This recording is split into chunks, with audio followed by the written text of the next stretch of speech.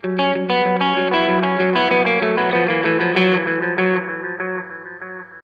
c'est Natacha. Alors, je vais vous proposer des vacances en France, coronavirus oblige. Au départ de Lorient, nous allons embarquer pour l'île de Groix avec la compagnie Océane. Il ne faut que 45 minutes pour arriver à Port-Tudy, le principal port de l'île.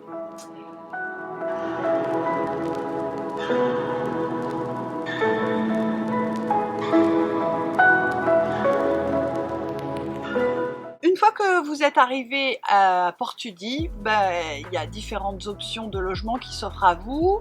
Moi, j'ai choisi le confort avec l'hôtel Timad. À Port-Tudy, il y a également des commerces, des restos et un petit écomusée qui vous retracera la vie de l'île de Groix depuis les temps préhistoriques. Nous allons maintenant nous diriger vers le bourg, où il y a évidemment des sympathiques petits commerces, des cafés, des restos, un joli petit manège pour les enfants et évidemment une église. On est en Bretagne, il y a des églises partout. Il y a une église magnifique avec de jolis ex-voto à l'intérieur. Donc même si vous n'êtes pas pratiquant, ni croyant, ni quoi que ce soit, je vous propose de visiter l'intérieur de l'église. Juste derrière l'église, il y a les fameux caramels de Groix, un vrai délice.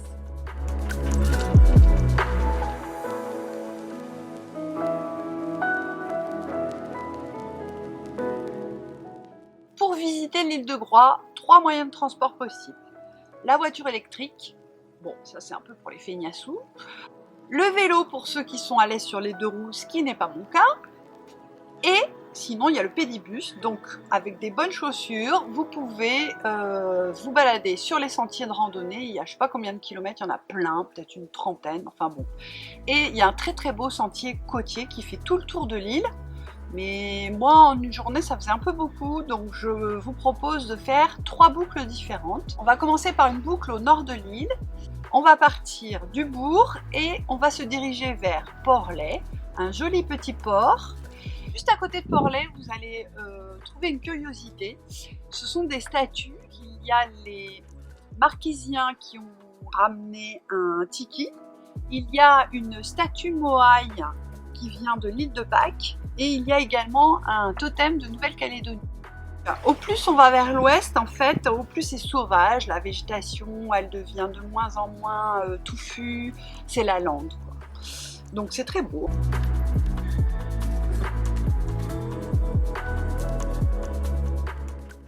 Deuxième jour, deuxième boucle, le sud de l'île.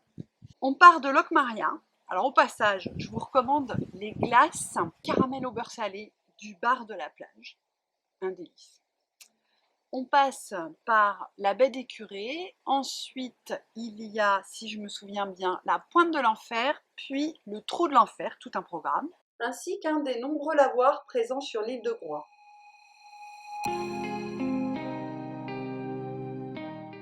On arrive à Port-Saint-Nicolas à la fin. Donc, qui est un joli petit port qui, vous allez voir, ça se divise en deux, c'est chouette. Et ensuite, ça suffisait, on était claqués, donc on est rentré à Port-Tudy par l'intérieur de l'île, par des chemins où on peut goûter des mûres sauvages. Et d'ailleurs, j'ai un petit truc à vous conseiller, c'est que quand vous allez rentrer par l'intérieur de l'île, vous allez sans doute tomber sur une crêperie qui s'appelle l'Écurie, qui est une petite crêperie tranquille, pépère, mais quand même, les crêpes, c'est la base, quoi. Troisième jour, troisième boucle, ma boucle préférée, la boucle qui va vers l'est de l'île. Pourquoi? Pourquoi ma préférée? Parce qu'en fait, c'est un endroit où la végétation est luxuriante, où il y a des paysages vallonnés, c'est vraiment magnifique, c'est trop beau. Vous avez certainement entendu parler de la plage des Grands Sables, qui est une plage convexe, je crois que c'est la seule plage convexe d'Europe. Et puis il y a ensuite la plage des Sables Rouges. Ensuite on arrive à la pointe des Chats.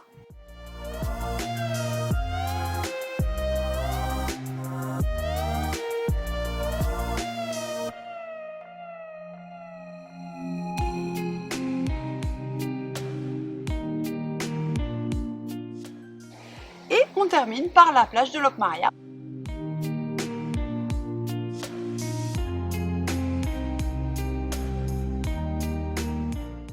Dernière soirée à Portudi, magnifique coucher de soleil, et c'est déjà l'heure de repartir vers de nouvelles aventures. À bientôt!